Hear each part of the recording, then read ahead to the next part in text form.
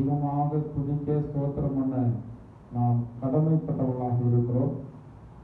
அந்த கடமையை தேவன் நிறைவேற்றும் போது, தேவனுடைய பார்வையில் நாம் நிறைவேற்றும் போது தேவனும் நம்மை ஆசீர்வதித்து தொடர்ந்து நடத்துவார். இவ்வேளை நாம் தேவனுடைய வார்த்தைக்கு நேராக நம்முடைய சிந்தையை திருப்புவோம். வாசியுங்கள்.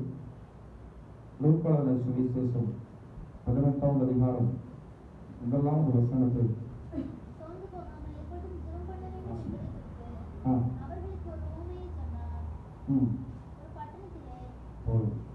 சத்தமா வாசிப்போம். சோர்ந்து போகாமல் எப்பொழுதும் ஜெபம் பண்ண வேண்டும் என்பதை குறித்து அவர்களுக்கு அவர் ஓமையை சொன்னார். கர்த்தருடைய நாமத்திற்கு மகிமை உண்டாவதாக. சென்ற வாரத்திலும் கூட ஜெபத்தினுடைய காரியங்களை குறித்து அநேக காரியங்களை சிந்திக்க கர்த்தர் நமக்கு உதவி செய்தார். ஜெபத்தை குறித்து தியானிக்கும் போது நிறைய மணிக்கணக்காக நாள் கணக்காக தியானம் செய்யலாம். ஏனென்றால் வேதாகமத்திலே தேவனுடைய பிள்ளைகளுக்கு இருந்த நெருக்கங்களும் அவர்கள் தேவனை நோக்கி ஜெபித்த வேளையிலே கர்த்தர் அவர்களுக்கு செய்த அற்புதங்களும் அதிசயங்களும் ஏராளம் வேதாகமத்தில் இருக்கிறது. கிறிஸ்தவ ஜனங்களாகிய நாம் தேவன் பெயரிலே நம்பிக்கை உள்ளவர்களாக இருக்கிறோம். ஆனால் அநேக பேர்களில் நம்முடைய ஜெபத்தின் மேலேயே நமக்கு என்ன இல்லை, நம்முடைய ஜெபத்தின் மேலே நமக்கு நம்பிக்கை இல்லை. ஆனால் வேதம் சொல்கிறது, நீங்கள் சோர்ந்து போகாமல் எப்பொழுதும் என்ன செய்யுங்க. எப்பொழுதும் என்றால் சூழ்நிலைகள் எப்படி இருந்தாலும் சரி, எதிராக இருந்தாலும் சரி, சாதகமாக இருந்தாலும் சரி, எப்பொழுதும் என்ன செய்ய வேண்டும், ஜெபம் பண்ண வேண்டும். ஜெபம் பண்ண வேண்டும் என்று சொல்லி தெரிந்திருக்கிறதான கிறிஸ்தவர்களுக்கு எப்படி ஜெபம் பண்ண வேண்டும், யாரிடத்துல ஜெபம் பண்ண வேண்டும், எந்தெந்த நேரங்கள் எல்லாம் ஜெபம் பண்ண வேண்டும், ஜெபம் பண்ணுவதற்கு முன்பதாக நாம் கவனிக்க வேண்டியது என்ன, இது நிறைய பேருக்கு என்ன செய்கிறதில்லை, தெரிகிறதில்லை. இன்றைக்கு அநேக ஜனங்கள் ஜெபத்திற்கான பதிலை பெற்றுக் கொள்ளாமல் இருப்பதற்கான காரணம் என்ன? நம்முடைய ஆண்டவராகிய இயேசு கிறிஸ்து நாம அவரிடத்துல வேதனையோடு வியாகுலத்தோடு ஜெபம் பண்ணும் போது அவர் அந்த ஜெபத்தை கேளாமல் இருப்பாரா? இதே அதிகாரத்துல பின்னாடி சொல்லப்பட்டிருக்கிறது, சீக்கிரத்தில் அவருடைய ஜெபத்தை கேட்டு என்ன செய்வார், நியாயம் செய்வார் என்று சொல்லி சொல்லப்பட்டிருக்கிறது. ஆனால் அநேக வேளைகளிலே நம்முடைய ஜெபங்கள் என்ன செய்யப்படுவதில்லை, கேட்கப்படுவதில்லை. நம்முடைய ஜெபங்கள் கேட்கப்படுவதில்லை. ஆனால் தேவனுடைய பிள்ளைகள் அநேக இடங்களிலே பார்க்கும்போது வேதாகமத்திலே அவர்கள் ஜெபித்து ஆண்டவரிடத்தில் நன்மையை பெற்றதான சரித்திர சம்பவங்கள் நிறையாக இருக்கிறது. ஆனால் சில வேளைகளிலே சில மனிதர்கள் ஜெபத்தினுடைய மேன்மையை அறிந்து கொள்ள முடியவில்லை. வேதாகமத்தில் தேவனுடைய பிள்ளைகள் ஜெபித்த அநேக வேத பகுதியில் சொல்லப்பட்டிருக்கிறது. அதில் ஒரு பகுதி, இந்த எலியா தீர்க்கதரிசியினுடைய நாட்களிலே இஸ்ரவேல் ஜனங்கள் ஜெபித்ததான ஜெபம். இஸ்ரவேல் ஜனங்கள் ஜெபித்தார்கள். எப்பத்துல இருந்து, காலையில இருந்து அந்திப்பலி செலுத்த நேரம் வரைக்கும் ஜெபித்தாள் என்று சொல்லி சொல்லப்பட்டிருக்கு. ஒரு நாள் முழுவதும் ஜெபித்திருக்கிறார்கள். நம்மில் அநேகர்கள் கூட குறிப்பிட்ட காரியத்திற்காக அப்படியெல்லாம் ஜெபம் செய்தது இல்லை. ஏதோ 1 மணி நேரம் ஜெபம் பண்றோம், 2 மணி நேரம் ஜெபம் பண்றோம். ரொம்ப பிரச்சனையா இருந்துச்சுன்னா ஒரு 2-3 மணி நேரம் நம்ம ஜெபம் பண்ணுவோம். ஆனால் இஸ்ரவேல் ஜனங்கள் காலையில இருந்து அவர்கள் அந்திப்பலி செலுத்த நேரம் வரைக்கும் நினைச்சார்கள், ஜெபித்தார்கள். ஆனால் ஜெபம் கேட்கப்பட்டதற்கான எந்த ஒரு அறிகுறியுமே இல்லை. ஒரு சிறிய ஒரு அறிகுறி கூட அங்கே இல்லாமல் இருந்தது. முதலாவது அந்த இடத்துல அவர்கள் யாரிடத்துல ஜெபம் பண்ணினார்கள் என்பதை நாம் கருத்தாய் கவனிக்க வேண்டும். ஜனங்கள் இஸ்ரவேலர்கள் தான். இஸ்ரவேலர்கள் என்றால் மீட்கப்பட்டவர்கள். இஸ்ரவேலர்கள் என்றால் தேவனால் தெரிந்து கொள்ளப்பட்டவர்கள் தான். அவர்கள் தேவனுடைய பிள்ளைகள் என்றதான பெயரிலே இருந்தாலும், தேவன் அவர்களை அவருடைய பிள்ளைகள் என்றதான நாமம் தரித்திருந்தாலும் கூட அவர்கள் ஜெபித்தது யாரிடத்தில் ஜெபித்தார்கள், பாகால் இடத்தில் ஜெபித்தார்கள் என்று சொல்லி வேதத்திலே சொல்லப்பட்டிருக்கிறது. ஒருவேளை கிறிஸ்தவ ஜனங்கள் பாகால் இடத்தில் ஜெபிக்காமல் இருக்கலாம். இன்றைக்கும் பலதரப்பட்டதான கிறிஸ்தவர்கள் இருக்கிறார்கள். சில தேவ தூதனிடத்தில் ஜெபிக்கிறார்கள். வேதாகமத்தில் எந்த பகுதியிலுமே தேவ தூதரிடத்தில் ஜெபித்து ஜெபம் கேட்கப்பட்டதான சரித்திர சம்பவங்கள் வேதாகமத்தில் கிடையாது. பழைய ஏற்பாட்டிலையும் கிடையாது, புதிய ஏற்பாட்டிலையும் கிடையாது. அதற்கு அடுத்தாற் போல இயேசுனுடைய தாயினிடத்தில் ஜெபிக்கிறதான ஜனங்கள் இருக்கிறார்கள். அதுவும் வந்து வேதாகமத்தில் இல்லை. சில ஜனங்கள் மரித்த முன்னோர்களிடத்தில் ஜெபிக்கிறவர்களாகவும் இருக்கிறார்கள். சிலர் இந்த பூமியிலே பராக்கிரமமாக வாழ்ந்து மரித்து போனதான சில பராக்கிரமசாலிகளுடைய போட்டோ வைத்து ஜெபிக்கிறதான ஜனங்கள் எல்லாம் வந்து இருக்கிறார்கள். ஆனால் வேதம் வந்து தெளிவாக வந்து சொல்லப்பட்டிருக்கிறது, நீங்கள் என்னை நோக்கி கூப்பிடுங்கள், நான் உங்களுக்கு உத்தரவு கொடுத்து நீங்கள் அறியாத பெரிய காரியங்களை நான் உங்களுக்கு செய்வேன். ஜெபிப்பதற்கு தகுதியுள்ளதான ஒரே ஒரு நபரை குறித்து தான் வேதாகமத்தில் கிறிஸ்தவர்களுக்கு சொல்லப்பட்டிருக்கிறது. வேற யாரிடத்துல ஜெபித்தாலும் அந்த ஜெபம் வந்து என்ன செய்யப்படாது, கேட்கப்படாது. இந்த எலியா தீர்க்கதரிசியினுடைய நாட்களிலே அவர்கள் அவ்வளவு நேரம் ஜெபித்தாலும் கூட அவர்கள் ஜெபித்ததான நபர் தவறான நபர். ஜெபம் கேட்கப்படாத ஒரு நபரை பார்த்து அவர்கள் என்ன செய்திருக்கிறார்கள், ஜெபித்திருக்கிறார்கள். ஆனால் அதற்கு பின்னாடி ஜெபித்ததான எலியாவை குறித்து வந்து பார்க்கிறோம். எலியா ஜெபித்ததான நேரம் வந்து மிகவும் குறைவான நேரம் தான். 2 வசனங்கள் தான் சொல்லப்பட்டிருக்கிறது. நீங்கள் அந்த வேதாகமத்தை எடுத்து 1 ராஜாக்கள் 18ஆம் அதிகாரத்தில் நீங்கள் வாசித்து பார்ப்பீர்களானால் அங்கு சொல்லப்பட்டிருக்கிறது,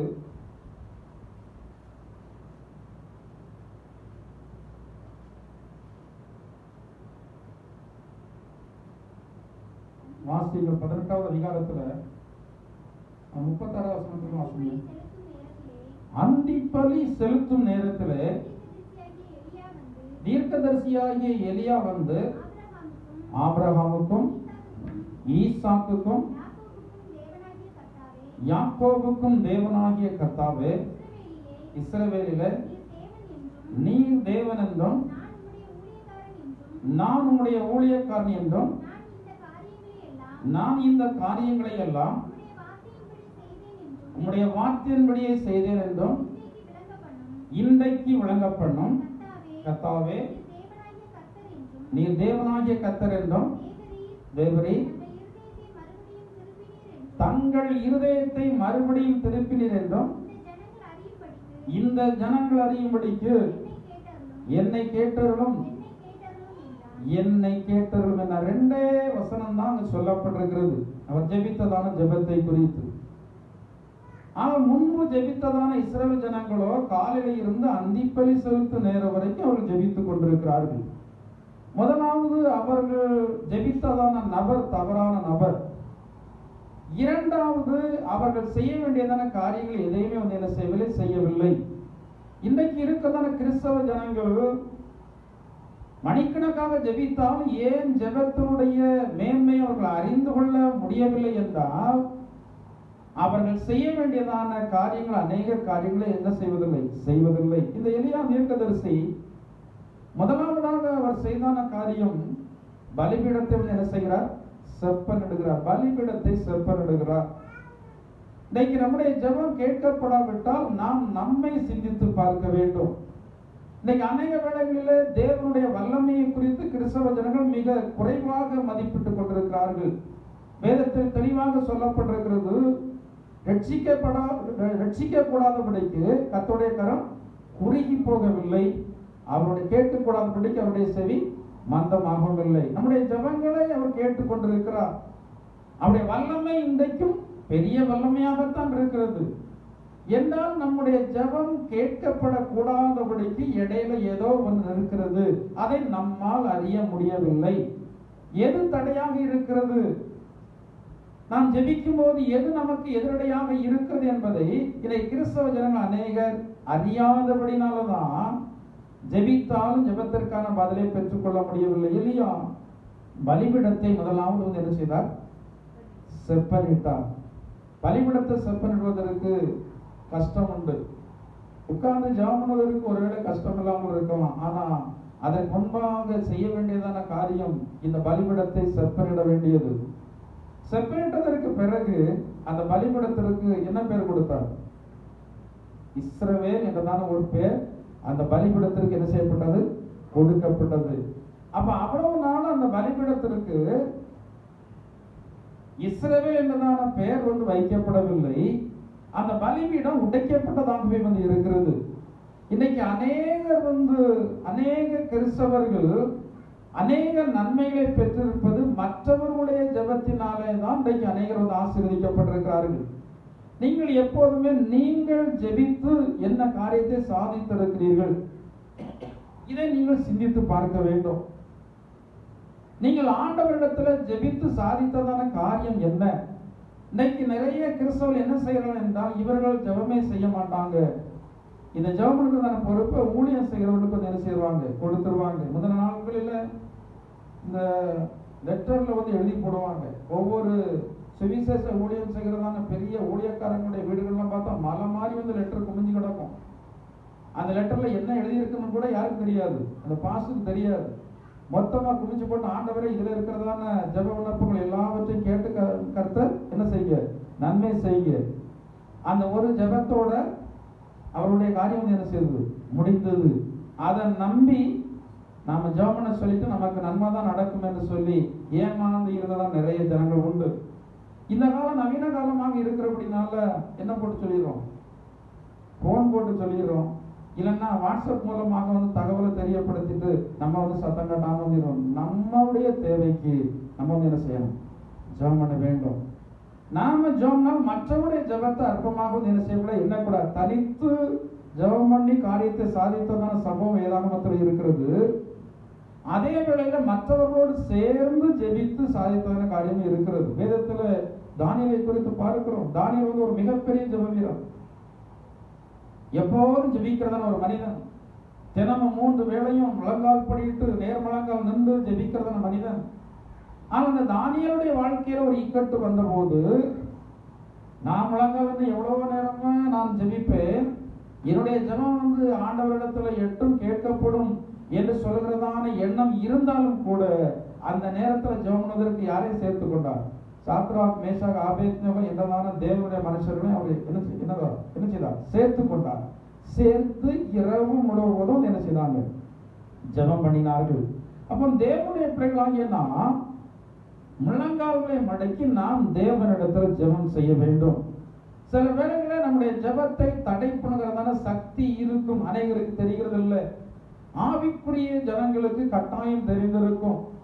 ஆத்மீகத்துல ஜீவனோடு நீங்கள் இருப்பீர்கள் என்றால், பரிசுத்தாவியை பெற்றிருப்பீர்கள் என்றால், உங்களுடைய ஜெபத்தை எது தடை செய்கிறது என்பதை நீங்கள் கட்டாயம் அறிந்து கொள்வீர்கள். சில வேளைகளில் நீங்கள் என்னத்தான் பண்ணினாலும் உங்களால் என்ன பண்ண முடியாது, ஜெபமே பண்ண முடியாது, ஒன்றும் விளங்காது. ஏன் இப்படி இருக்கிறது? மனதால் பண்ணிட்டு பார்ப்பீங்க, சோத்திரம் போட்டு பார்ப்பீங்க, என்னெல்லாமோ பண்ணி பார்ப்பீங்க, ஜெபம் பண்ண முடியாது. ஜெபம் பண்ண முடியாதவாறு யார் தடை பண்றா? சாத்தான் தடை பண்ணுகிறான். சில வேளைகளில் நீங்கள் ஜெபிக்கும் போது ஆண்டவர் நீங்க ஜெபிக்கிறதான வேளையில உங்களுக்கு இடையூறாக பேசிக்கொண்டே இருப்பார் சில காரியத்தை. அவர் எப்படி பேசுவார், நீ இப்போது ஜெபிக்க வேண்டியதான நேரம் இல்லை, நீ என்ன செய்யணும், நீ செய்ய வேண்டியதான காரியத்தை செய்ய வேண்டும், நீ உன்னை என்ன படுத்தணும். என்னைக்காவது உங்களை சரிப்படுத்தி இருக்கிறீங்களா? சில தேவனுடைய பிள்ளைகள் அடிக்கடி சில ஊழியக்காரங்களிடத்துல மன்னிப்பு கேட்கிறது. ஏன்னா இவங்க ஜெபம் பண்ணும் போது இந்த சபைக்கு விரோதமாக, ஊழியத்துக்கு விரோதமாக, விசுவாசிகளுக்கு விரோதமாக சில இடையூறுகளை அவர்கள் செய்திருப்பாங்க. அப்ப ஜெபம் பண்ணும் போது இது இடையில நிற்கும். அங்க அடுத்த ஸ்டெப் இவங்களால போக முடியாது. இப்ப அவர்கள் சம்பந்தப்பட்டவரிடத்துல மன்னிப்பு கேட்டால்தான் இவருடைய இருதயத்துல ஒரு பீஸ்ஃபுல் வரும். இந்த உடைக்கப்பட்டதான அந்த பலிபீடம் என்ன செய்யப்படும், செப்பனிடப்படும். இன்னைக்கு நம்ம எல்லாம் எவ்வளவோ காரியங்களை மற்றவர்களுக்கு விரோதமாக நாம் செய்து கொண்டே இருக்கிறோம். ஆனால் செய்யறதான காரியத்திற்காக யாரும் என்ன கொடுக்கறது இல்லை, யாரும் என்ன வச்சுக்கிறது இல்லை, மனசாப்படுகிறது இல்லை. நம்ம பாட்டுக்கு பேசுவோம், நம்ம பாட்டுக்கு விரோதமான காரியங்களை செய்வோம், நம்ம பாட்டுக்கு போயிட்டே இருப்போம். வேணா ஆண்டவரிடத்தில் ஆண்டவரே என்னை மன்னியும் என்று சொல்கிறதான ஒரு வார்த்தையை மட்டும் நம்ம சொல்லிட்டு போயிட்டே இருப்போம். ஆண்டவர் மட்டும் மன்னித்தால் காணாது. யாரும் மன்னிக்கணும், யாரும் மன்னிக்கணும். பைபிள் என்ன சொல்லப்பட்டிருக்கு, உன் பேர்ல உன் சகோதரனுக்கு ஒரு மனக்கசப்பு இருக்கும்னா நீ காணிக்க கொடுக்க கூட நீ தகுதி இல்லாத, உன் காணிக்க என்ன செய்யக்கூடாது. அப்படிதான் பைபிள் சொல்லப்பட்டிருக்கு. இயேசு கிறிஸ்துவின் மலை பிரசங்கத்தில் அவரை தான் சொல்றார். நீங்க மனக்கசப்பு உடையவர்களாக இருந்தால் முதலாவது என்ன செய்யணும், நீங்கள் சமாதானமாகி திரும்ப வந்து உன்னுடைய காணிக்கையை செலுத்தும் போது அந்த காணிக்கை தேவனிடத்தில் என்ன செய்யப்படுகிறது? அங்கீகரிக்கப்படுகிறது. இந்த பூமியில நாம் வாழ்கிறதான நாள் வரைக்கும் நாம் ஏதோ ஒரு விதத்தில் கிரியை செய்து கொண்டே தான் இருக்கிறோம். அமைதலாக இல்லை, செயல்பட்டு கொண்டே தான் இருக்கிறோம். சில செயல்கள் மற்றவர்களுக்கு நன்மையை செய்கிறது, சில செயல்கள் மற்றவர்களுக்கு பாதகத்தை உருவாக்குகிறது. மற்றவர்களுக்கு சில வேளைகள் நாம் தெரிந்தே பாதகமாக நடந்து கொள்கிறோம், சில வேளைகளில் நாம் நடக்கிறோம் தெரியாமல் அவர்களுக்கு பாதகமாகி விடுகிறது உண்டு. ஆனா எந்த ஒரு மனுஷனும் தேவனிடத்துல ஜெபம் பண்ணுவதற்கு முழங்கால் படியிடும் போது நிச்சயமாக தேவன் அவனோடு பேசக்கூடியவராக இருக்கிறார் என்பதை நீங்கள் அறிந்து கொள்ள வேண்டும். நம்முடைய தேவன் பேசுகிறதான தெய்வம். நீங்க நாள் கணக்காக மணிக்கணக்காக ஜெபம் பண்ணும் போது கர்த்தர் ஒண்ணுமே உங்க இடத்துல பேச மாட்டாரா? என்ன செய்வார்? பேசுவார். அவர் பேசுகிறது ஏன் நமக்கு வந்து கேட்கிறது இல்லை? இஸ்ரவேல் ஜனங்கள் பாகால் இடத்துல பேசும்போது கட்டாயம் நிச்சயமாக வந்து ஆண்டவர் இடத்துல பேசியிருக்கதான் செய்வார். ஆனா ஆண்டவர் பேசுனது இவர்களுக்கு வந்து என்ன செய்யல? கேட்கல. ஆண்டவர் பேசுனது கேட்கல. அவர் இன்னைய வரைக்கும் சொல்லிக் கொண்டே தான் இருக்கிற ஆண்டவர். நாள் முழுவதும் நான் வந்து என்ன நீட்டுக்கிறேன்? கையை நீட்டுக்கிறேன். நாள் முழுவதும் நான் உங்களோடு பேசிக் கொண்டிருக்கிறேன். ஆனால் என்னுடைய கரத்தை நீங்கள் கவனிக்க மறந்து போய் விடுகிறீர்கள். என்னுடைய பேச்சை நீங்கள் வந்து என்ன செய்யறீங்க? அசட்டை பண்றீங்க, கேட்கறதே இல்லை. எனவே நான் உங்களுடைய ஜெபத்தை வந்து என்ன செய்ய மாட்டேன்? கேட்க மாட்டேன் ஆண்டவர் சொல்றார். இந்த தீர்க்கதரிசி முதலாவது செய்தான காரியம் பலிபீடத்தை என்ன செய்கிறார்? செப்பனிடுகிறார். உங்களுடைய இருதயம் செப்பனிடப்பட வேண்டும். உங்களுடைய இருதயம் எப்போதும் ஃப்ரீயாக இருக்கணும். உங்களுடைய இருதயம் எப்போதும் பாரமாக இருக்கக்கூடாது. இருதயம் வந்து மிக முக்கியமான ஒரு இடம். சரீரத்துல மிக முக்கியமான இடம் இதுதான், இருதயம் தான். இந்த இருதயம் எந்த அளவுக்கு சரியாக இருக்கிறதோ அந்த அளவுக்கு நீங்க ஆத்மீக காரியத்துல மட்டுமல்ல, சரீர பிரகாரமான காரியத்திலே நல்ல சுகத்தோடு பலத்தோடு என்ன செய்வீங்க? இருப்பீங்க. அநேகருடைய நோய்க்கு காரணம் அவருடைய இருதயம் தான். அநேகருடைய பலவீனத்திற்கு காரணம் அவருடைய இருதயம் தான். எனவே தான் வேதத்துல சொல்லப்பட்டிருக்கிறது, எல்லா காவலோடும் உடைய இருதயத்தை, எல்லா காவலோடும் உடைய இருதயத்தை காத்துக் கொள்ளுங்க. அதனிடத்தில் இருந்து என்ன ஊற்று புறப்படும்? இருதயத்திலிருந்து என்ன ஊற்று புறப்படுது? இப்போ அப்படியே புறப்படுதா? அதனிடத்திலிருந்து ஜீவ ஊற்று புறப்படும் என்று சொல்லி வேதம் சொல்லுகிறது. ஆனா உங்க இருதயத்திலிருந்து என்ன ஊற்று இப்போது புறப்பட்டு கொண்டு இருக்கிறது? ஜீவ ஊற்று புறப்படுமானால் ஊற்றின் தண்ணீர் அருகாமையிலே மனிதர்கள், மிருகங்கள், பறவைகள் எல்லாம் வந்து சஞ்சரித்துக் கொண்டிருக்கும். ஆனா அதே வேளையில சாக்கடை ஓடிச்சுன்னா என்ன செஞ்சிருக்கும்? விஷ பாக்டீரியாக்கள், நோயை உருவாக்கும் கொசுக்கள், நாற்றம், இவைகள் தான் அந்த தண்ணீரை வந்து என்ன செய்யும்? புறப்படும். நம்முடைய இருதயம் வந்து மிக ஒரு முக்கியமான ஒரு இடம். இந்த இருதயத்தை நம்ம எப்போதும் சரிப்படுத்தி வைத்துக் கொள்ள வேண்டும். அனுதினமும் நாம் தூங்க போவதற்கு முன்னாடி ஜெபம் பண்றோம். என்ன சொல்லி ஜெபம் பண்றீங்க நீங்க? ஆண்டவரே தூங்க போறேன், காலையில உயிரோடு எடுத்துக்கலாம், அப்படியே போயிடக்கூடாது, அப்படி ஜெபம் பண்றீங்களா? இல்லை என்ன ஜெபம் பண்றீங்க? நைட் என்ன ஜெபம் பண்றீங்க? காலையில என்ன ஜெபம் பண்றீங்க? இது வரைக்கும் எப்படி பண்ணி கொண்டிருக்கிறீங்க? நம்ம எப்போது கிளிப்புள்ள பாடம் மாதிரி வழக்கமாக பண்ணுறத ஜெபத்தை பண்ணிக்கிட்டே இருக்கோம். இந்த யோபு ஒரு இடத்துல சொல்றாரு, அவர் ஒவ்வொரு நாளும் ஒவ்வொரு பிள்ளைகளுடைய வீட்டில் வந்து கூடும்போது என்னுடைய பிள்ளைகள் என்ன செய்திருப்பாங்க? ஒருவேளை என்ன செய்திருப்பாங்க? பாவம் செய்திருப்பாங்க.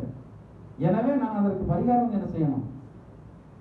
என்னைக்காவது உங்க பிள்ளைகளுக்காக, ஆண்டவரே நானும் சரி, என்னுடைய கணவனும் சரி, என்னுடைய பிள்ளைகளும் சரி, ஏதோ அறியாம என்ன செய்திருப்பாங்க? குற்றங்களும் செய்திருப்பாங்க. ஆண்டவரே தயவாக அளவு என்ன செய்யுங்க? மன்னிச்சிருங்க. நான் ஏதாவது செய்திருந்தாலும் என்னை வந்து என்ன செய்யுங்க? மன்னிச்சிருங்க ஆண்டவரே. இருதயத்துல பாவமாகிய குப்பை சேர விடக்கூடாது. இருதயத்துல கசப்பாகிய வேர் சேர விடக்கூடாது. வேதத்துல சொல்லப்பட்டிருக்கிறது, கசப்பான வேர் உங்களிடத்துல இருந்தா அது வளர்ந்து பலன் கொடுப்பதற்கு முன்னாடி அந்த கசப்பை என்ன செய்யணும்? கிள்ளி எடுத்துடணும். ஆனா அநேக இந்த கசப்பை நல்லா பேணி பாதுகாத்து நாள் கணக்காக, வார கணக்காக, மாத கணக்காக, வருஷ கணக்காக இருதயத்துல வைத்து கொண்டே வந்து இருப்பார்கள். அப்படி இருதயம் கசப்பினால நிறைந்து காணப்படுமானால் அவருடைய இருதயம் பாழ்பட்டு போகும். ஆத்மீகத்துல ஒண்ணும் இல்லாமலே போய்விடுவார்கள். உங்களுடைய இருதயத்தில் இருக்கிறதான கசப்பு ஆண்டவரை சரியாக தேட விடாது. உங்களுடைய நிம்மதியை கெடுக்கும், உங்களுடைய தூக்கத்தை கெடுக்கும், உங்களுடைய சரீரத்துல பலவீனத்தை உண்டாக்கும், உங்களுடைய சரீரத்துல நோயை உருவாக்கும். உங்களுடைய இருதயம் எப்போதும் எப்படி இருக்கணும்? நல்ல ஒரு இருதயமாக இருக்க வேண்டும். வேதத்துல சொல்லப்பட்டிருக்கிறது, நல்ல மனுஷன் நல்ல இருதயத்தில் இருந்து. அப்ப நல்ல மனுஷன் என்றால் யார்? நல்ல இருதயத்தை உடையவர்கள் தான் நல்ல மனிதர்கள்.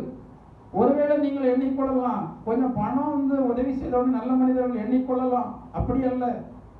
பணம் பணக்காரங்க யாருக்குனாலும் கொடுக்கலாம், அவர்களுக்கு பணம் நிறைய இருந்துன்னா கொடுக்கலாம். ஆனா அந்த பணம் எல்லாவற்றை விட நல்ல இருதயம்தான் தேவனுடைய பார்வையில எப்படி இருக்கிறது? விலையேற பெற்றதாக இருக்கிறது. இந்த பலிபீடம் செப்பனிடப்பட வேண்டும், அனுதினம் செப்பனிடப்பட வேண்டும். ஆண்டவருடைய வார்த்தை சொல்கிறது, என் நாமம் தரிக்கப்பட்டதான ஜனங்கள் தங்களை தாழ்த்தி ஜெபம் பண்ணி என்னுடைய முகத்தை தேடினால் நான் அவர்களுக்கு எதை கொடுப்பேன்? சேமத்தை கொடுப்பேன், அவர்களை ஆசீர்வதிப்பேன் என்று சொல்லி ஆண்டவர் வாக்கு பண்ணுகிறார். வேதம் இப்படி சொல்லி இருக்கும் போது நம்முடைய ஜெபம் ஏன் கேட்கப்படாமல் இருக்கிறது என்பதை நாம் நன்றாக சிந்தித்து பார்க்க வேண்டும். எத்தனையோ தேவனுடைய பிள்ளைகள் ஜெபித்து இருக்கிறார்கள். இங்கே எலியா தீர்க்கதரிசியினுடைய ஜெபத்தை குறித்து தான் நான் உங்களிடத்தில் சொல்லிக் கொண்டிருக்கிறேன். அவர் பலிபீடத்தை செப்பனிட்டார், அதற்கு என்ன பெயர் கொடுத்தார்? இஸ்ரவேல் என்றால் என்ன அர்த்தம்? மீட்கப்பட்டது. உங்களுடைய பலிபீடம், உங்களுடைய இருதயம் மீட்கப்பட்டதான இருதயம் என்றதான பெயர் சூட்டப்பட வேண்டும். இந்த மீட்கப்பட்டதான இருதயம் என்றால் என்ன என்றால், நான் அதை தான் இவ்வளவு நேரம் நான் உங்களுக்கு சொல்லிக் கொண்டிருந்தேன். கசப்பு உங்களுடைய இருதயத்தில் இருக்கக்கூடாது, விரோதங்கள் உங்களுடைய இருதயத்தில் இருக்கக்கூடாது, கபடம் உங்களுடைய இருதயத்தில் இருக்கக்கூடாது, தீமைகள் உங்களுடைய இருதயத்தில் நிறைந்து இருக்கக்கூடாது, விரோதம் செய்கிறதான எண்ணங்கள் இருக்கக்கூடாது. உங்களுடைய இருதயம் எப்போது எப்படி இருக்க வேண்டும்? ஃப்ரீயா இருக்கணும். உங்களுடைய இருதயம் லகுவாக இருக்க வேண்டும். உங்களுடைய இருதயம் கனத்த இருதயமாக இருக்கக்கூடாது. அப்படி இருந்தால் நீங்கள் முழங்கால் படியிடும் போது உங்களுடைய ஜெபத்தை கட்டாயம் உங்களுடைய இருதயம் தான் தடை செய்யும். ஆண்டவர் மனிதர்கள் யார் அவரிடத்தில் போய் ஜெபம் பண்ணினாலும் அவர்களுடைய ஜெபத்தை கேட்பதற்கு தான் அவர் ஆயத்தமாகவும் இருக்கிறார். அவர் இன்றைக்கும் வல்லமை பொருந்த தேவனாகவும் இருக்கிறார். வேதத்திலே பார்க்கிறோம், அவர் நேற்றும் இன்றும் எப்போதும் மாறாமல் இருக்கிறார். அன்னைக்கு இருந்தவர் இன்னைக்கும், அன்னைக்கு பிதாவாக இருந்தார், குமாரனாகி இயேசு கிறிஸ்துவாக மனிதனாக இந்த பூமியில 33 வருடங்கள் சஞ்சரித்தார். இன்றைக்கு பரிசுத்த ஆவியாக இருக்கிறார். அவருடைய வல்லமை அன்னைக்கு எப்படி இருந்ததோ அதே வல்லமை இப்போதும் இந்த பூமியில இருந்து கொண்டுதான் இருக்கிறது. பின்ன ஏன் உங்களுடைய ஜெபத்தை ஆண்டவர் கேட்கவில்லை? அநேக வேளைகளில் தேவனுடைய பிள்ளைகளாகிய நீங்கள் வாயிலே அறிக்கையிடுறீங்க, என்னுடைய ஜெபத்தெல்லாம் ஆண்டவர் கேட்கல, ஆண்டவர் ஜெபத்தை கேட்கவில்லை என்று சொல்லிக்கொண்டே நீங்கள் ஜெபித்துக் கொண்டிருந்தா நீங்கள் ஜெபித்துதான் பிரயோஜனம் என்ன? வேதத்தில் சொல்லப்பட்டிருக்கிறது, நீங்கள் கேட்கிறதான காரியங்களை பெற்றுக் கொள்வோம் என்று சொல்லி நீங்க என்ன செய்யணும்? விசுவாசிக்கணும். அந்த விசுவாசம் இல்லைன்னா வேதத்தில் சொல்லப்பட்டிருக்கிறது மாதிரி சந்தேகப்படுகிறவன் தேவனிடத்துல எதையாயும் பெற முடியாது. நீங்க ஜெபம் பண்ணுவதற்கு முன்பதாக நீங்க படுகிறதான ஜெபம் கேட்கப்படும், என்னுடைய ஜெபத்தை ஆண்டவர் கேட்பார் என்றுதான் நம்பிக்கையோடு கூட ஜெபித்தால்தான் நீங்கள் பண்ணுகிறதான ஜெபத்தில் என்ன இருக்கிறது? அர்த்தம் இருக்கிறது. இல்லாட்டா அது என்ன கிடையாது? அர்த்தம் கிடையாது. தேவனிடத்துல ஜெபம் பண்ணும்போது முதலாவது அவர் நம்மிடத்துல செய்கிறதான செயல்பாடு என்னவென்றால், நம்முடைய இருதயத்துல இருக்கிறதான இந்த தகர்ந்து இடிந்து கிடக்கிறதான எல்லாவற்றையும் அவர் சரிப்படுத்தும்படியாக நம்மிடத்துல என்ன செய்கிறார்? பேசுகிறார். சரிப்படுத்தினாரு, பெயர் வைத்தாரு, அதற்கு அப்புறமாக அதுல பலி மிருகத்தொன் வைக்கிறாரு, கட்டை எடுக்கிறாரு, பலி மிருகத்தொன் வைக்கிறாரு, என்ன ஊத்துறாரு? தண்ணீர் ஊத்துறாரு. கடைசியில ஜெபம் 2, ஆண்டவரே வாசிங்க, கர்த்தாவே நீர் தேவனாகி கர்த்தர். அதுக்கு அர்த்தம் என்னன்னா, நான் ஜெபம் பண்ணுகிறது கர்த்தரிடத்துல ஜெபம் பண்றேன், அதான் சொல்றாரு அவரு. நீர் தேவனாகிய கர்த்தர், நான் ஜெபம்ங்கிறவர் கர்த்தர் என்றும், தேவரீர் உம்முடைய இருதயத்தை திருப்பி இருக்கு எதற்காக? என்னுடைய ஜெபத்தை கேட்கும்படியாக.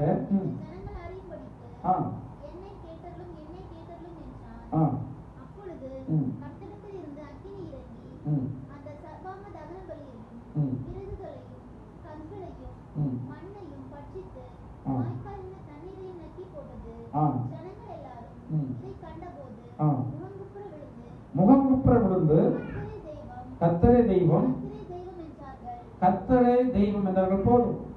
அப்போ அவர் நீர் கர்த்தர் என்றும் நான் உடைய ஊழியக்காரன் என்றும் ஜனங்கள் இன்னைக்கு என்ன செய்யணும்? அறியணும். எப்படியாயும் ஜனங்கள் அறியணும். நம்முடைய ஜெபத்தினுடைய ஒரு இருதயத்தினுடைய ஆழம் எப்படி இருக்க வேண்டுமானா, என்னுடைய ஜெபம் கேட்கப்படுகிறதுனால ஜனங்கள் யார் அறியணும். ஆனா சில வேலைகளில் வேதத்துல சொல்லப்பட்டிருக்கிறது, துன்மார்க்கனுக்கு எவ்வளவு தயவு செய்தாலும் இதை கற்றுக்கொள்ள மாட்டாங்க. நான் சில வேலைகளில் சிலருக்கு ரொம்ப ஆச்சரியப்படுகிறது உண்டு. ரொம்ப இக்கட்டான வேலையில தான் ஜனங்களுக்கு ஆண்டவர் சில வேலைகள்ல ஊழியக்காரர்களுடைய ஜெபத்தை கேட்டு என்ன செய்யறாரு? அற்புதத்தை செய்யறாரு. ஆனா அந்த அற்புதத்தை பெறவங்க தேவனுக்கு நன்றியாகவோ சாட்சியாகவோ இல்லை. ஒரு நபருக்கு 3 நேரம் சாசு வெட்டி விட்டுருக்கிறேன். ஒரு நபருக்கு 3 நேரம், ஒரு 10 வருடத்திற்குள்ள நினைக்கிறேன், 10 வருடத்திற்குள்ள 3 நேரம் பேய் வெட்டி விட்டுருக்கிறேன். 2 நாளைக்கு முன்னாடி அதே நபருக்கு பேய் வெட்டி விட்டேன், 2 நாளைக்கு முன்னாடி அதே நபருக்கு பேய் வெட்டி விட்டேன். ஆனா அவர்கள் இதுவரைக்கும் யாருக்கும் வரல.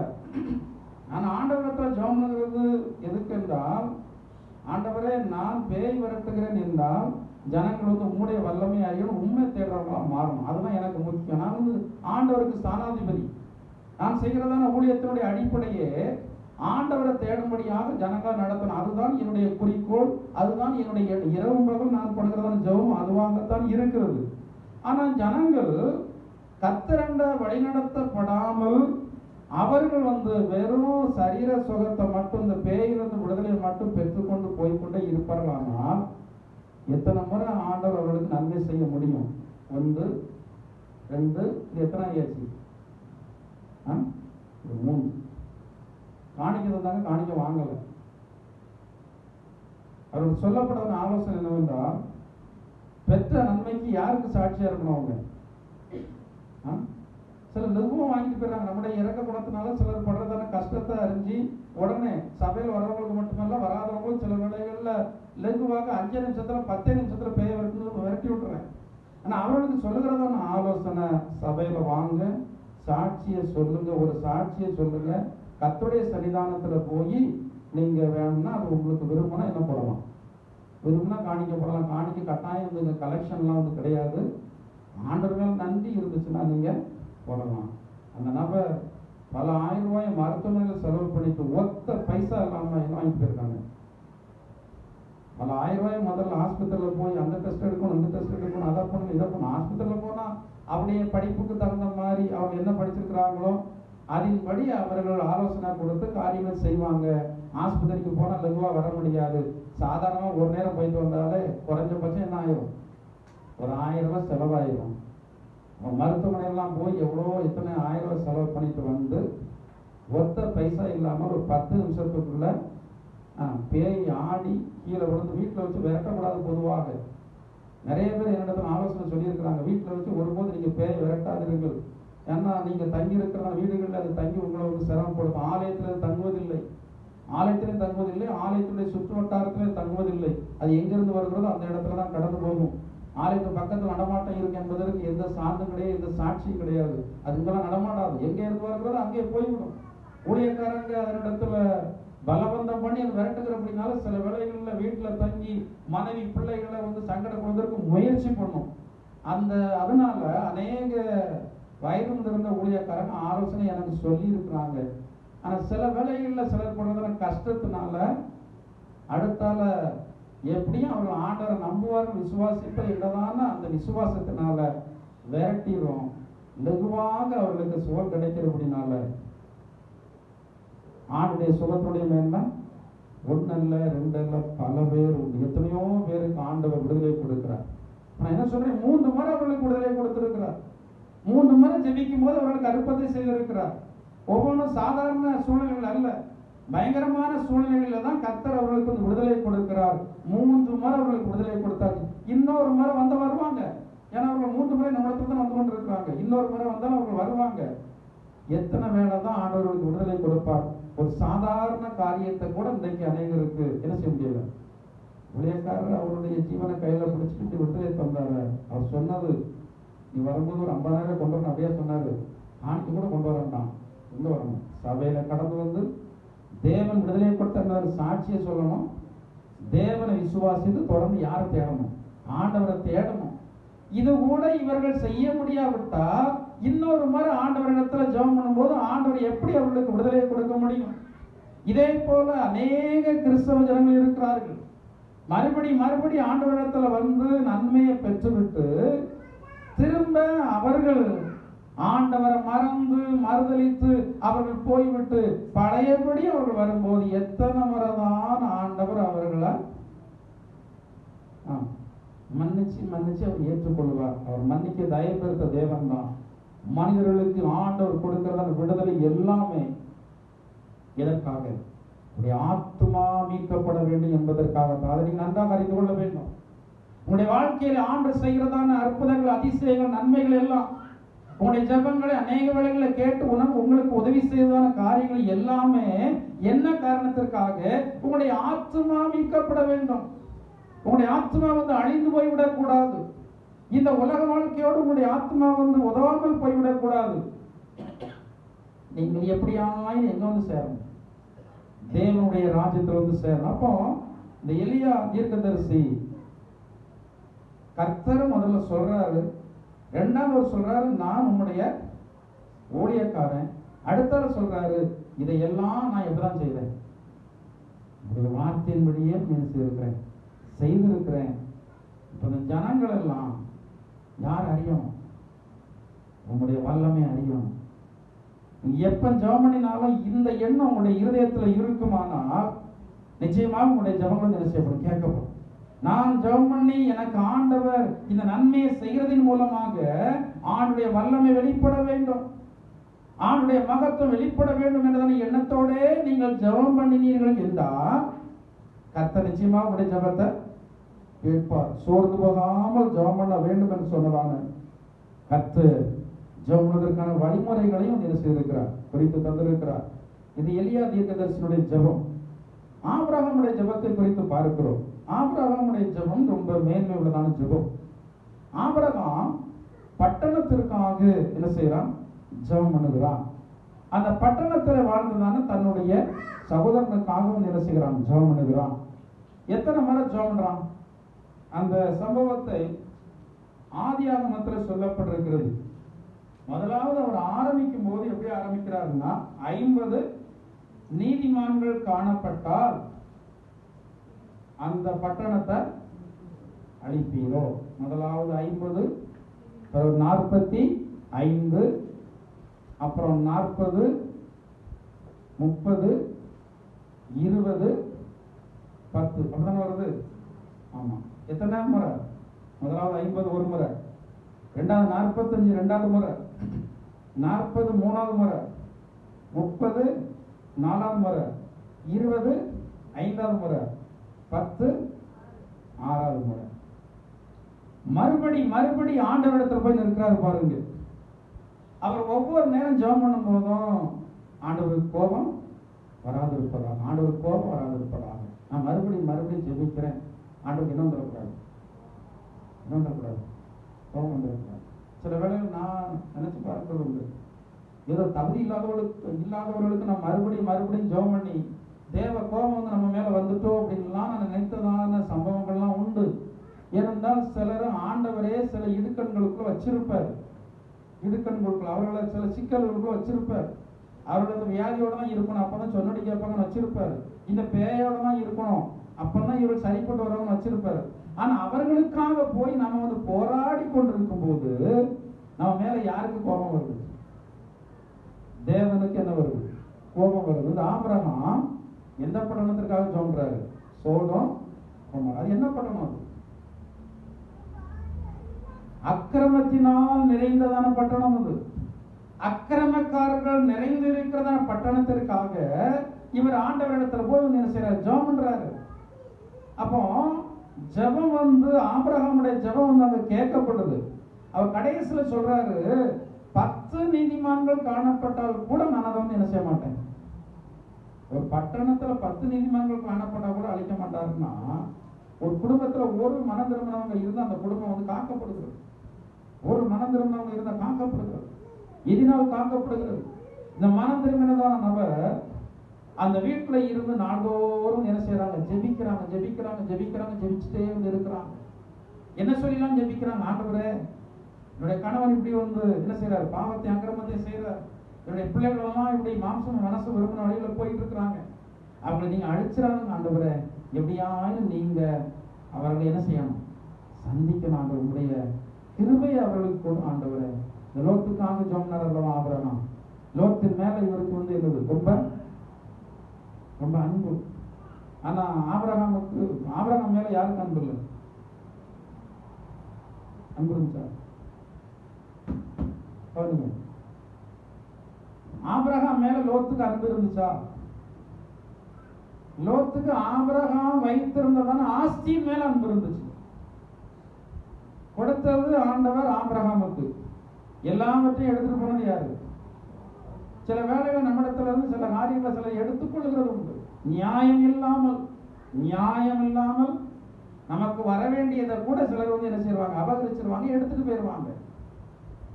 ஆனா நியாயம் இல்லாமல் அபகரித்த வேதத்துல சொல்லப்பட்டிருக்கிறது, அநியாயத்தின் திரவியங்கள் ஒன்றுக்கும் ஒன்று போதவானது. நம்ம தேவனுடைய பிள்ளைகள், நம்ம அதை விட்டுவிட வேண்டியதுதான். அநியாயமாக ஒரு நபர் ஒரு காரியத்தை செய்யும் போது அது அவர்களுக்கு உதவாமலே என்ன செய்யும்? உதவாமலே போய்விடும். அநியாயத்தின் திரவியங்கள் ஒன்றுக்கும் உதவாது. சில வேளைகளில் இந்த லோத்து நீதிமானாகிய ஆபிரகாமிடத்துல இருந்து எல்லாவற்றையும் எடுத்துக்கொண்டது போல சிலர் எடுத்துக்கொள்கிறது உண்டு. ஆனால் எடுத்துக்கொண்டதான லோத்தா என்ன செய்ய முடியவில்லை. ஒன்று நன்றாக அறிந்து கொள்ளுங்கள், பணம் பொருள் இருந்து பிரயோஜனம் இல்லை. அதை அனுபவிக்கும் சக்தி உங்களுக்கு இல்லாட்டா அந்த பணம் இருந்து என்னத்துக்கு நான் கேட்கிறேன். பணம் இருந்து என்னத்துக்கு? பணம் எதற்கு? பணம் எதற்கு? எதற்கு உங்களுக்கு பணம்? பணம் எதற்கு? ஆனா எதற்கு பணம் தர்றாரு? எதற்கு நீங்க வேலை செய்து வருமானம் ஈட்டுறீங்க?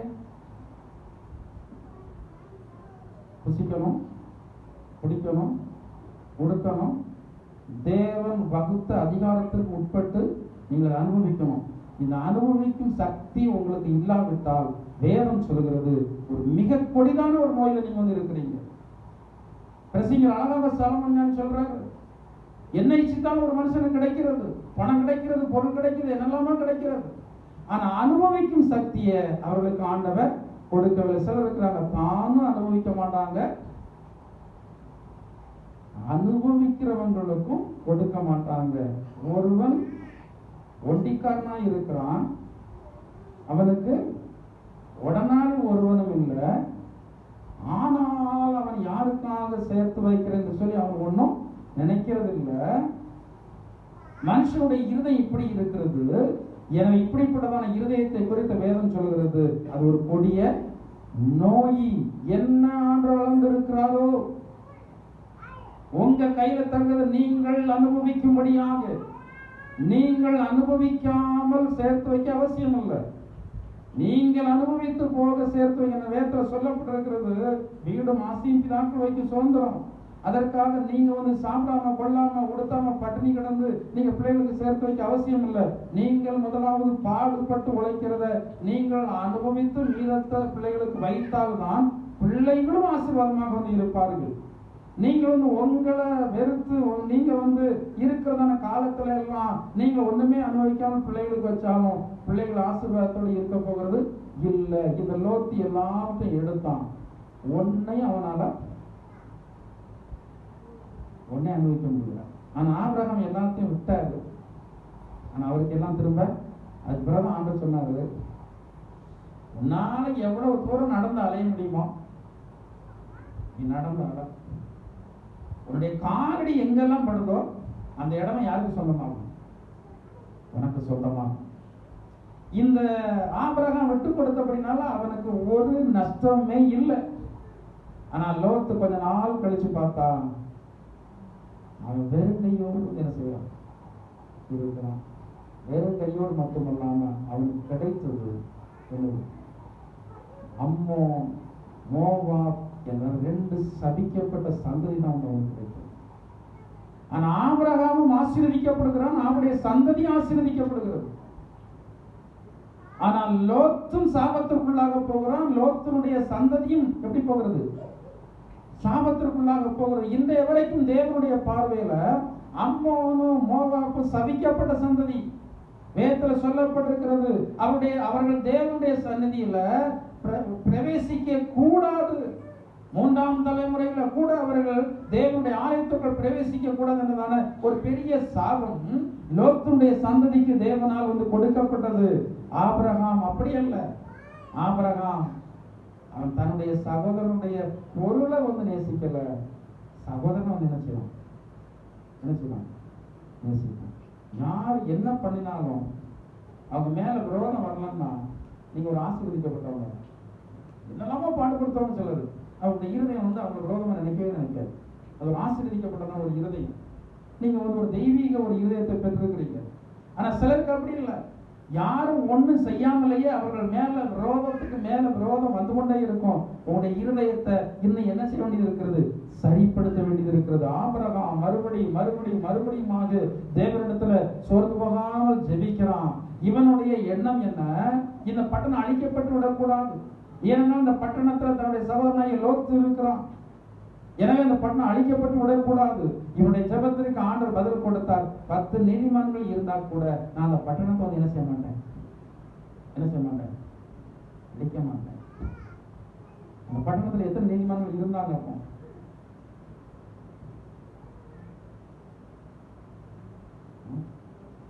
சோதம் குமாராவை அழிக்கக்கூடாதுன்னு ஜோம்ன்றாரு. யாரு? பட்டணத்தை அழிக்கக்கூடாதுன்னு ஜோமன்னா நோக்கம் என்னன்னா அந்த பட்டணத்துக்குள்ள யார் இருக்கிறா? அடிமனதுல என்ன இருக்குன்னா லோத்து அழிச்சிடக்கூடாது. எனவே அந்த பட்டணத்தையும் சேர்த்து சொல்றாரு. இப்போ அந்த பட்டணத்துல எத்தனை நீதிமான்கள் கூட இல்லை. அதான் உண்மை. எனவேதான் சோதம் அழிஞ்சது. எத்தனை நீதிமான்கள் கூட இல்லை? 10 நீதிமான்கள் கூட இல்லை. ஆனா வேதம் சொல்கிறது நீதிமானாகிய லோத்து ஒரு நீதிமான் இருந்திருக்கிறான். இந்த நீதிமானுடைய ஜீவன் ஆண்டவருக்கு ரொம்ப முக்கியம். நீதிமான்களை கர்த்தர் சிநேகிக்கிறார். நீதிமானுடைய ஜீவன் ஆண்டுடைய பார்வைக்கு அருமையாக இருக்கிறது. எனவே இந்த லோத்து நீதிமானாக இருந்தான். இந்த லோத்து நீதிமான் என்பதை எப்படி வெளிப்படுத்தினார்? அதெல்லாம் பைபிள் இருக்கிற நேரம் இல்லை. நாள்தோறும் அவருடைய அக்கிரம கிரியைகளை கண்டு தன்னுடைய இருதயத்துல வாதிக்கப்பட்ட நீதிமானாகிய அதுதான் நீதி. அதுலதான் வெளிப்படுத்துறான். ஜனங்கள் செய்யும் போதே இவனுடைய இருதயம் வாதிக்குன்னா இவனால் அந்த காரியத்தை செய்ய முடியாது. பார்க்கிறான். முன்னாடி எவ்வளவோ பேர் அக்கிரமம் பண்றாங்க, ஆகாமியம் பண்றாங்க, எவ்வளவோ தவறுகள் பண்றாங்க. ஆனா அவர்களால் பாதிப்பை நம்ம கடந்து போய்கொண்டே இருக்கிறோம். அவர்களுக்காக நம்ம என்ன செய்யறது? சங்கத்தெல்லாம் ஒரு சில நாட்களுக்கு முன்னாடி சிலரை நினைக்கும் போது, சில காரியங்கள் நினைக்கும் போது ராத்திரி தூக்கமே வரல. கிட்டத்தட்ட 2 மணி வரைக்கும் போக முடியும். தூக்கம் வரல. எனக்காக இல்லை, என் குடும்பத்துக்காக அல்ல, சபை விசுவாசிகளுக்காக அல்ல. ஜனங்களுடைய செயல்களை பார்க்கும்போது, அவருடைய கிரியைகளை பார்க்கும்போது மனது தாங்க மாட்டேங்கிறது. அவர்களுக்கு வைக்கப்பட்டிருக்கிறதன் அழிவை பார்க்கும்போது நம்முடைய மனது தாங்க மாட்டேங்கிறது. ஆனால் எப்படியாயும் நீங்க அவர்களை மனம் திரும்ப செய்யக்கூடாதா? அறியாமல் இருக்கிறாங்க. வேதம் சொல்கிறது நீ பிரபஞ்சத்தின் தேவனானவன். அவருடைய மனதை என்ன வச்சிருக்கிறான்? நிர்பந்தமான நிலைமையில் இருக்கிறார்கள். அவர்களுடைய சிந்தனை திறன் அச்சு போய்விட்டது. அவருடைய சிந்தனையினுடைய அந்த கண்ணை சாத்தான் குருடாக்கி வைத்திருக்கிறான். தேவனை அறிய முடியவில்லை, தேவனுடைய வல்லமை அறிய முடியவில்லை, தேவனுடைய ஆசீர்வாதத்தை அறிய முடியவில்லை, தேவனுடைய பிள்ளையோடு இருக்கிற ஆண்டவருடைய செயல்பாடுகளை அவர்களால் அறிய முடியவே இல்லை. அறிந்தார்கள், ஆனால் ஒரு நிமிடம் கூட அவர்களால் ஆண்டவரை தேடாமல் இருக்க முடியாது. நாள்தோறும் அவருடைய அக்கிரம கிரியைகளை கண்டு கேட்டு இருதயத்துல என்ன செய்யப்பட்டான்? பாதிக்கப்பட்டான். நாமும் இருக்கிறோம், கிறிஸ்தவர்னு சொல்லி நாமும் இருக்கிறோம். நம்முடைய காரியங்களை பார்க்கும்போது நம்முடைய இருதயம் என்ன செய்கிறது இல்லை? பாதிக்கப்படுகிறது. அவனை பார்த்துதான் ஆண்டவர் சொன்னார், நீ யாரு? நீதிமான்னு சொன்னார். ஆனா அவன் செய்த ஒரு தவறு என்னவென்றா, அவன் அந்த பட்டணத்தை செலக்ட் பண்ணதுதான் தவறு. தெரியாம அதை செலக்ட் பண்ணிட்டான். ஏன் செலக்ட் பண்ணான்? வேதத்தில் சொல்லப்பட்டிருக்கிறது, அது ஏதேன் தோட்டத்தை போல இருந்ததுன்னு சொல்லி சொல்லப்பட்டிருக்கிறது. செழிப்பு. அந்த செழிப்பை பார்த்தோன்னே செலக்ட் பண்ணிட்டான், அங்க போய் இருந்துகிட்டான். எப்போதுமே செழிப்பு வந்து என்னது? ஆபத்து. கண்களுக்கு இனிமை வந்து எப்போதுமே வந்து என்னது? ஆபத்து. மறந்து போய் விடக்கூடாது. கண்களுக்கு இதமாக தெரிகிறது, கண்களுக்கு குளிர்ச்சியாக தெரிகிறது. எப்போது எதை உருவாக்கும்? ஆபத்தை உருவாக்கும். இந்த லோத்து அது நீர்வளம் பொருந்தினதாக ஏதேன் தோட்டத்தை போல செழிப்பாக இருக்கிறது என்ற உடனே அந்த இடத்தை செலக்ட் பண்ணிட்டான். இவன் போய் குடியிருப்பதற்கு முன்னாடி இவன் நினைத்திருக்கணும், அங்க வாசம் பண்ணி கொண்டிருக்கிற ஜனங்கள் எப்படிப்பட்டவங்களா இருக்கிறாங்க. ஒரு விசுவாசிக்கு அவிசுவாசியோடு எப்படி வைக்க முடியும்? இவன் அந்த ஜனங்களோடு கூட இருந்தான். அவங்களை கொஞ்ச நாள் தான் அங்க இருக்க முடிஞ்சது. தேவனுடைய தூதர்கள் அவனை சந்திக்கும் போது அவன் எங்க இருக்கான் தெரியுமா? வீட்டு வாசல் இல்ல. எங்க இருக்காங்க? பட்டணத்து வாசல் இருக்காங்க. வீட்டு வாசல் கூட அவனால இருக்க முடியும். ஏன்னா அவ்வளவு அக்கிரம கிரியைகள், அக்கிரம கிரியைகளினால் அந்த சோதம் குமர நிறைந்து இருந்தது. அவன் வீட்டு வாசல்ல கூட அவனால் வந்து உட்கார முடியல. அருகாமையில் இருந்தவர்கள் எல்லாம் பாவிகளாக இருக்கிறார்கள். அக்கிரம காரியங்கள் எல்லாம் தண்ணீரை போல குடித்துக் கொண்டிருக்கிறாங்க. இவன் இருந்து இருந்து பார்த்தான். இதை பார்த்துட்டு இவனால சரிச்சுட்டு இருக்க முடியல. நேர எங்க போயிட்டான்? பட்டணத்து வாசல்ல வெளியே போய் பார்த்து கொண்டிருக்கிறான். அங்கதான் தேவனுடைய தூதர்கள் அவன் வந்து என்ன செய்யறாங்க. அப்படி இருந்தபடினாலதான் இவன் வந்து என்ன செய்யப்பட்டான்? இவன் ஜீவனோடு காக்கப்பட்டான். அவன் ஜீவனோடு காக்கப்பட்டதற்கு 2 காரியங்கள் இருக்கிறது. ஒன்று ஆபிரகாமுடைய ஜெபம், இரண்டாவதாக இவன் நீதிமானாக இருந்து ஒரு அக்கிரம காரியங்களை கண்டு இவர்களை விட்டு ஒதுங்கி எங்க போயிட்டான்? வெளியே போயிட்டான். எனவே ஆண்டவனை விடுதலை ஆக்கிறான். ஆனா அவன் இழந்தது இழந்ததுதான். நீர்வளம் பொருந்தினதான் எல்லாவற்றையும் அவன் என்ன செய்யலாம்? வேறுங்கையாக எப்படி இருக்கும் பாருங்க. ஒண்ணுமே இல்லாம இருந்தா கூட தெரியாது.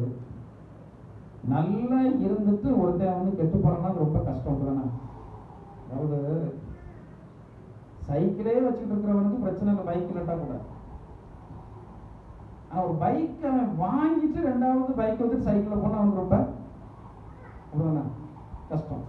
2வது அவன் சைக்கிள் போனா கஷ்டம். காரே இல்லாம இருந்துடலாம். காரை வாங்கிட்டு கொடுத்துட்டு அதுக்கு பிறகு நம்ம கார் இல்லாம இருந்தா அது நம்முடைய மனசுக்கே வந்து கஷ்டமா இருக்கும். பாருங்க, லோத்து எல்லாம் அவனுக்கு இருந்து செழிப்பு, ஒண்ணுமே இல்லாம இங்க போறான். எவ்வளவு வெட்கப்பட்டு போயிருப்பான். நீங்க வந்து பாருங்க.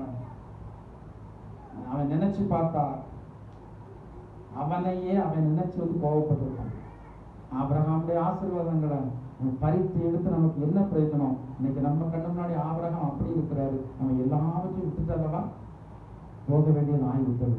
ஆபிரகாமுடைய ஜெபம், நீங்கள் ஜெபித்தால் கட்டாயம் நீங்க ஆசீர்வதிக்கப்படுவீங்க.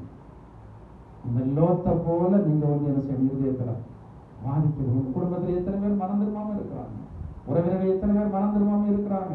கர்த்தருடைய ஆசீர்வாதத்திற்கு உள்ளாகாதவர்களாக எத்தனை பேர் இருக்கிறாங்க? சங்கடத்திலும் அவர்கள் பாவத்திலும் சாபத்திலும் இருந்து எவ்வளவு சங்கடங்களை அனுபவித்துக் கொண்டிருக்கிறாங்க. அவர்களுக்காக நம்ம 1-2 வார்த்தையில சொல்லி நம்ம வந்து ஜெபம் கூடாதா?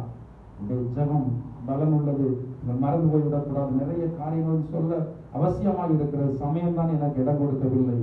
அன்றைக்கு 1-2 காரியங்கள் சொல்லி இருக்கிறேன். இந்த ஜெபத்தினுடைய மேன்மையை பார்க்க கர்த்தர் உதவி செய்வாராக. எல்லாரும் முழங்கால் படிப்பு சோர்ந்து போகாமல் ஜெபிக்க வேண்டும் என்று சொல்லி எங்களுக்கு நீங்க கற்று தந்திருக்கிறீங்க ஆண்டவரே.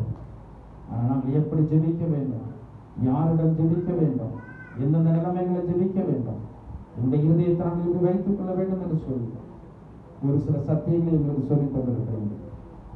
இந்த நாங்கள் ஆழமாய் அறிந்து கொள்ள எங்களுக்கு வாய்ப்புகளை தாருங்க. அறிந்த சத்தியத்தை நிறைவேற்ற எங்களுக்கு உதவி செய்யும் என்று சொல்லி ஆண்டவரை நோக்கி இந்த இரவுகளை நாம் ஜெபம் செய்வோம். நம்முடைய ஜெபத்தை கேட்டு இன்னும் நம்மை ஜெப ஜீவியத்தில் வளர்ந்து செய்வாராக. ஹல்லேலூயா. கர்த்தாவே, நன்றியோடு ஸ்தோத்திரிக்கிறோம் ஆண்டவரே. எங்கள் அன்பின் பரலோக பிதாவே, நல்ல இயேசுவே, இந்த மாலை வேளையில கர்த்தர் செய்த நன்மைகள் எல்லாம் நினைத்து உடைய நாமத்தை ஆராதனை செய்ய எங்களுக்கெல்லாம் ஒரு பாக்கியத்தை தந்தீர் ஆண்டவரே. ஆராய்ச்சி எங்களின் வெறுமையாக விடவில்லை. ஆராய்ச்சி எங்களை மறுபடியும் நீங்கள் ஆசீர்வதித்திருக்கிறீங்க. இதற்காகவே நன்றியோடு ஸ்தோத்திரிக்கிறோம் ஆண்டவரே. கர்த்தாவே, இந்த நாளில் நீர் எங்களுக்கு தந்த ஆத்மீக வார்த்தைகளுக்காகவே நன்றியோடு ஸ்தோத்திரிக்கிறோம் ஆண்டவரே. சோர்ந்து போகாமல் எப்பொழுதும் ஜெபம் பண்ண வேண்டும் என்று சொல்லி கர்த்தாவே நீர் எங்களுக்கு போதித்திருக்கிறீர் ஆண்டவரே. என்றால் எங்களுடைய ஜெபம் அநேக வேளைகளில் கேட்கப்படாமல் போய்விடுகிறது என்பதை நாங்கள் ஸ்தோத்திரம் ஆண்டவரே. அதற்கான காரணத்தை அறிந்து கொண்டு இந்த நாளிலே எங்களுடைய இருதயத்தினை திறந்தருள்படினால் நன்றியோடு ஸ்தோத்திரிக்கிறோம் ஆண்டவரே. இந்த வார்த்தையினுடைய வெளிச்சம் ஸ்தோத்திரம் ஆண்டவரே.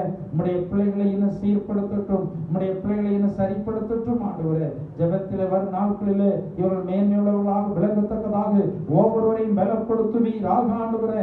அறிந்த சத்தியத்தில் நிலைத்திருக்க பரிசுத்த ஆவியின் வல்லமையானது உம்முடைய பிள்ளைகளை இப்போதே நிரப்புவதாக.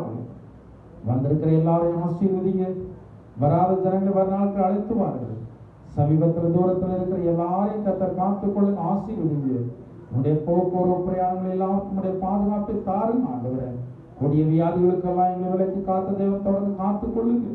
கர்த்தாவே, பொல்லாத மனுஷனுடைய கிரியைகள், சத்துடைய வஞ்சை கிரியைகளுக்கெல்லாம் விலக்கி காத்த தேவன் தொடர்ந்து எங்களை காத்துக்கொள்ள வேண்டுமாறு ஜெபிக்கிறோம். சடதி ஆபத்துகளை எங்களை அணுகாதபடி கர்த்தர் காத்துக் கொள்ளுங்க. வருகை தாமதிக்குமானால் மறுபடியும் ஒரு முறை கூட உங்க சன்னிதானத்திலே கடந்து உண்மை ஆராதிக்க கர்த்தர் கிருபை தாருங்க. வருகை இருக்குமானால் எதிர்கொண்டு வரத்தக்கதான பரிசுத்த ஜீவியத்தையும் நல்ல நடக்கையும் கர்த்தர் கிருபையாக தந்து என்னுடைய ராஜ்யத்தில் சேர்த்துக் கொள்ள வேண்டுமாறு இயேசுவின் நாமத்தால் ஜெபிக்கிறோம். ஜீவனுள்ள பிதாவே, ஆமென்.